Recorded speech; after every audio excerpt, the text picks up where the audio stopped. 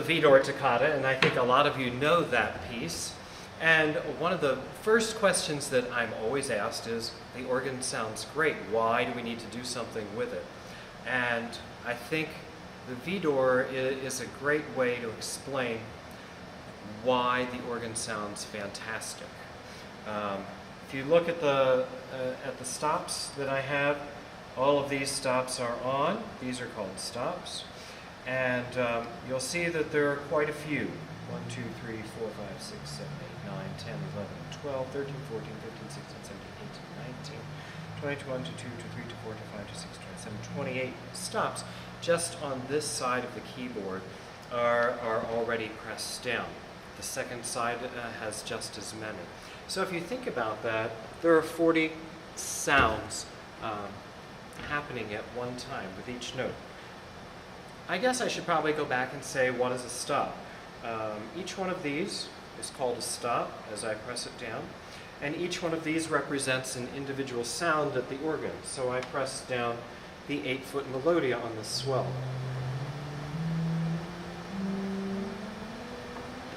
Hopefully you can hear that. It's a rather soft stop. But then if I press down a different stop, the diapason,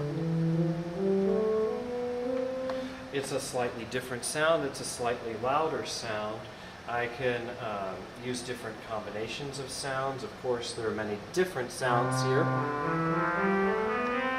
But what happens is we combine all of those sounds together to create the palette or the tone color that I want to create when I'm going to be playing a piece of music. So for the Vidor, how many of these different stops are down? I would say there are about 40 or 50 that are down at any one time. And how many notes am I playing at a time? I start off on the music page, there are 5 notes being played. So if there are 5 notes and there are 40 stops, that tells me that there are going to be 200 sounds, approximately, or 200 individual pipes speaking on that first chord. So if out of 200 pipes, say 10 of them don't work, who's going to notice? I usually don't notice unless it's a really big sound. So for that reason, whenever I'm playing something big, my postludes, my preludes, they sound wonderful because it's a big conglomeration of 20, 30, 40, or 50 different stops, 50 different pipes, or 200 pipes being sounded at the same time. So really, if one's missing, it doesn't matter. Where does it matter? Now, where it matters is when we're doing communion, when we're having Ash Wednesday services, some of our softer services, and we want to create a nice, quiet atmosphere. And that works really well because the organ can make some wonderful quiet sounds. We have no trouble with quiet. And the organ just has a wonderful range of those sounds. But usually, in addition to just those quiet, we have, we'll be playing a melody or a hymn, something that's familiar, something that's appropriate for the season or for the wedding, or something that was appropriate for the deceased if it's a funeral. For example, I Love Thy Kingdom, Lord, and I'm using, I often like to use that, what we call the clarinet stump. So I'm going to play that as an example of what happens. But just one note is missing, and you might actually notice it as you listen to this being played.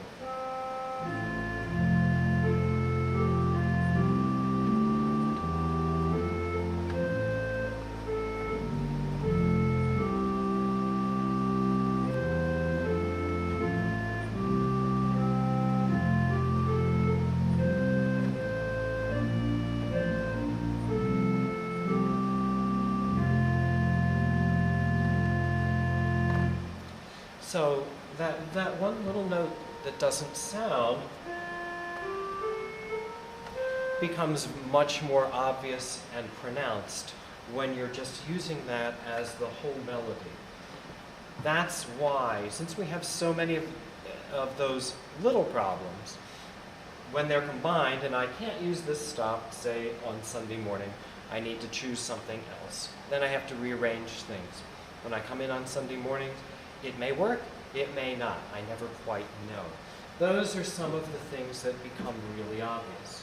Again, sometimes if I'm doing the introduction to a hymn, same thing, I'll do the same hymn because the same note doesn't work on a slightly bigger stop.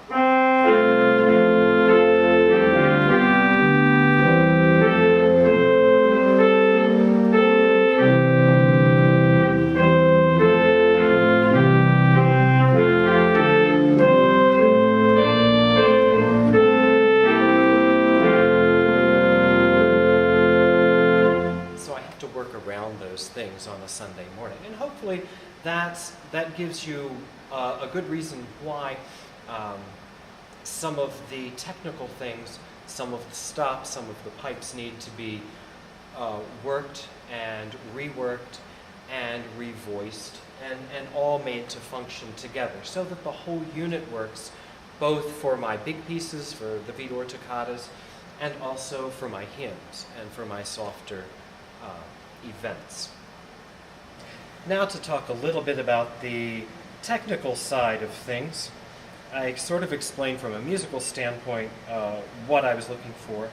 I wanted to show you what I guess our organ builder who's going to be doing the job has referred to as our wiring nightmare. And this is right behind the organ. This is where Mr. Patton usually sits on a Sunday morning in the choir, right above this. So he's now a little nervous, and he went on his honeymoon just to get away from it, I guess. So here we have something that looks terrible. It's not quite as bad as it looks, but in the 21st century it really is kind of obsolete and prone to a lot of problems and issues. This is all, or almost all, low voltage, and I couldn't tell you which is low voltage and which isn't. But for the most part, these little boards are what communicate from the back side of the organ to the pipes up in the top. And they're all wired individually, they're all soldered, and those connections sometimes go. And since some of these are from the 1954 instrument, they're a little elderly, and they're starting to wear and show problems. And sometimes when we need to replace things, the replacement parts are actually very difficult to get. So what we're looking to do with this mess is eventually to go all solid state so that none of this will exist in the future. As we enter the main chambers of the front organ, it's pretty easy to see some of the damage that's happened. With some of the water damage we've had over the past few years, you can see the walls and what's happened to those. So all this plaster, as it peels, creates a lot of dust. Also creates a mess down here on the floor, fairly deep on these steps. But that's also in the chamber, and as some of that dust settles into the pipes, it causes some serious problems with the speech and sound of the pipes.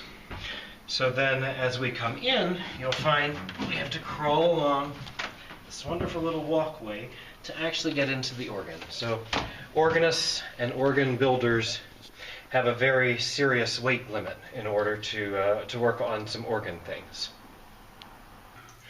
And this is the inside of the chamber where most of the pipes are. You can see at the very top there some pretty serious water damage and what it's done to the ceiling. The plaster looks pretty bad and needs to just be taken off and replastered. These pipes will come out. You'll also see down at the bottom where all the plaster goes. It goes down as low as it can go, sometimes into the pipes, and that's where we have problems. And this is the main body of the chamber where you see all the pipes. Most of the pipes you'll see around here. You'll see chimes over against the back wall, and this is just the tour that no one ever really gets to get because it's really quite a pain to climb back up here and to to look through all of these pipes, but this is what the organ tuner does. One thing I will show you is you look at the pipes down from above here, you can see some of these pipes are capped. So you can imagine with all the dust in here, we'll just move some of that dust off like that. That's how much dust is created on top of that cap. So you can imagine how much is going down through each of these pipes, through the openings there, and that going into the wind chest and being blown out through the pipe sometimes creates a pretty serious problem. So some of that's just plain old dust from not being cleaned for quite a few years, or being left here from 1954, as most of these are, and some is from the plaster dust. And this is the other organ chamber for the main instrument in the front. And actually this is the good organ chamber. It was cleaned a few years ago, but it looks like there's been some water damage here more recently, and as we look at the wall, I see that there are a few more things that actually do need to be addressed, and so even the good chamber still needs some work. The most interesting part about this chamber comes from behind, and as you would climb up to there, you'll see that there are some pipes behind me which are really kind of fascinating. If you look carefully, you'll see, if you look up and down the length, they're not very straight. They seem to be sort of dying under their own weight. A lot of the pipes are tied and held in the middle, and so some things like this need to be firmed up. There are two theories as to why these pipes are bent quite this much. The first theory, and the generally accepted theory, is that since the pipes are made of tin and lead, that's the composition of metal, the lead is actually very weighty, and it is bending under its own weight. The other more entertaining solution to, or answer to why these pipes are bent so much is, well, they're right across from the ladder here, and there's always the chance that one of our organ tuners in his years, as he was climbing, may have leaned back just a little bit too far. But that's only conjecture, and I guess we'll go with the weight of the lead and the tin as our problem and source of problem.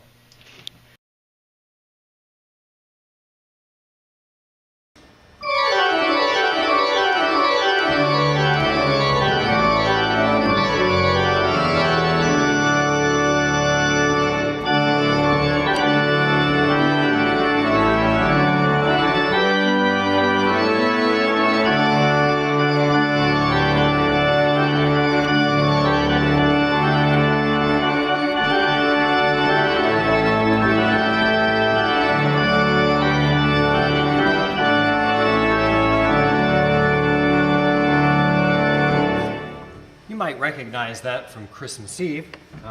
That's usually how we end our Christmas Eve carol singing, and it's usually played from this organ, from this instrument, and this instrument is just such a treasure that Southminster has. It was the 1954 console that was originally placed in the front of the sanctuary when the organ was moved from back here in the back gallery to the front of the sanctuary when space was made and the back of the church was expanded to allow for the organ in the front. After several years, in 1989, this instrument this keyboard was moved out and a new keyboard was put in, but this keyboard was kept, and it's in memory of Gladys Klaber. It's the instrument that she played for years and loved. And a few years ago, the choir sang from the back balcony using just the organ in the back, because it accompanies the choir well, but probably not the congregation at this point. And I had a call from Gladys shortly after doing that performance, letting me know that that's exactly how the instrument was, music was supposed to sound in Southminster. From the back balcony, going over the heads of the congregation, it just had the most potent sound, and it was the most musical. She was very pleased that we had done that. This is an amazing technical feat. This console is connected to the front console. It's wired somehow, and many of the stops from the front console work on here. So what you just heard with the hymn, I was playing a lot of the front console stops. Not all of them, but most of them. So I think it's a wonderful historic instrument. It has a lot of potential because we do have pipes here in the back already, but we also have several more pipes that are in storage that we took from the Presbyterian Church in Bridgeville a few years ago when Fred and Dottie Wagner and I went over and moved some pipes and brought them to Southminster, ready to install, so that the organ back here would be able to support congregational song and would be able to lead worship in a stronger and more potent manner than it's able to do right now. There are wonderful things on this instrument. You might notice the light doesn't work and a few of those other little things, but that really doesn't matter too much. It's still quite a treasure that we have here at Southminster, and one that we would love to see expanded and made into a very fine musical machine with the front organ, the back organ, and all of that working well together. This is one of the organ chambers up in the back balcony. This would be the great side, is what we call this. And you can see the pipes are in here. There's plenty of room because a lot more organ used to be back here when this was the only instrument in the church before 1954. This chamber will hold a lot more, and that's what we're hoping to do, is to fill it with some pipes that will help to accompany the congregation when we need to. This is set up beautifully so that I can show you how the pipes work. They're all situated on racks so that they stand vertical. There's 61 pipes, and those 61 pipes are all related to one stop on the organ, which I showed you earlier. These racks sit on top of the air chest, and the air chest always has air present in it, so that when I press down a key, something opens underneath each pipe and then forces air through the pipe, and the pipe sounds. And just by forcing air through the toe of the pipe and into the windway, creating the pitch. So it's actually a very intricate machine. Instead of using me to demonstrate how it goes, some of these larger pipes are kind of fun to see. If we put air into the windway, we get some of these big sounds, like that, and that. So those are some of the big pipes, and that's how the organ tuner is able to come in and make sure everything is in tune. We have a lot of things in here. Some of the electronics are here on the side wall. These are from a 1958 instrument that we took out of the Christian Science Church up the street. So these also are pretty archaic, and you'll see some of these boards just like we saw in that little pit earlier. It has all of the connections there. Some of the other little joyful things are some pipes that didn't get used in the organ, such as these, or some of my favorites, such as these. I'm not quite sure why that pipe didn't get used, but I'll let you guess.